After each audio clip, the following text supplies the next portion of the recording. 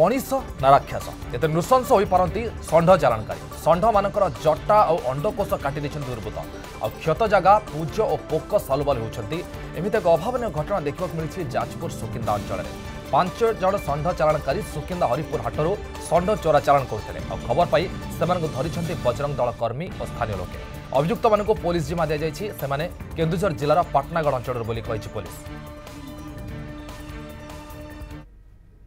जाए पहुँची देखिलु से षंढ मानकर सब अंड को सब कटा जाइए से सब पाची पूज हो गला से जोर जबरदस्त षंढ को पिटी नौथबारु किसी लोक अटक रखिंट से स्थानीय लोक मानक धमक दौरान तो शुणिलु गो चालाण आउ बलद चालाण किंतु एबे बड़ आश्चर्य लगुच गो संपद को नष्ट करने षंढ मानू अंडकोश को काटा सहित जट को काटी बांग्लादेश चालाण कर हिंदू माने दुख लगुच कौन जे मुसलमान राकेट मुख्य थिबा बेले एबे हिंदू माने मध्यस्थी साजिछ।